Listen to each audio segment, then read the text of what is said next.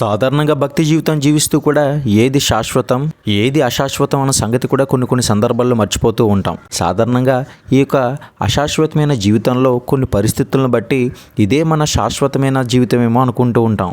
ఈ యొక్క టెంపరీ లైఫ్లో కొన్ని ఆస్వాదిస్తూ నిత్య జీవితాన్ని ఇస్తానన్న దేవుని కూడా దూరం పెడుతూ ఉంటాం. నీ ఆలోచనలు నా ఆలోచనలు వంటివి కాదు అని దేవుడే అంటారు.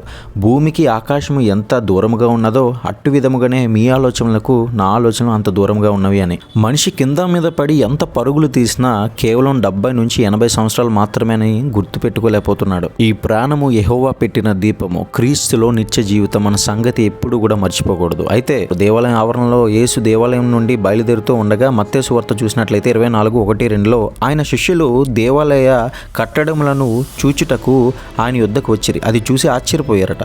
ఆ కట్టడాలు ఎన్నడూ కూడా చూడలేనంత విధంగా ఉంది. ఆయన వారితో, ఇవన్నీ మీరు చూచుచున్నారా అని యేసు వారితో చెప్తారు. ఇక్కడ రాయి మీద రాయి నిలవక కూలదోయబడును అని నిశ్చయముగా మీతో చెప్పుచున్నాను అని చెప్పాను.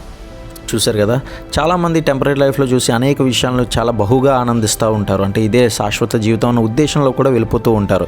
కొంతమంది అయితే చిన్న గుడికి నేను వెళ్ళను, పెద్ద గుడికి నేను వెళ్తాను అన్న ఆలోచనలో కూడా ఉంటారు. నిజానికి దేవుడు హృదయాన్ని చూస్తారే తప్ప నువ్వు ఎక్కడ ప్రార్థిస్తున్నావు అన్న విషయాన్ని కూడా చూడరు.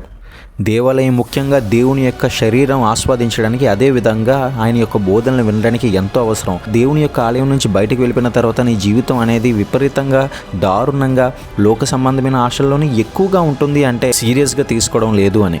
శరీరం కంటే ఆత్మ ఎంతో విలువైనది. ఆత్మ కోసం మీరు తపన పడండి తప్ప శరీరం కోసం మీరు కొంతవరకు మాత్రం శ్రమించి కృషి చేసి కష్టపడి దాన్ని నడిపించండి. మరి ఆత్మకు అసలు సిసలైన విముక్తి విమోచన ఎక్కడి నుంచి దొరుకుతుందా అని కూడా బైబిల్లో ఉంది. ప్రతి ఒక్కరు కూడా అందుకే బైబిల్ చదవాల్సి ఉంటుంది.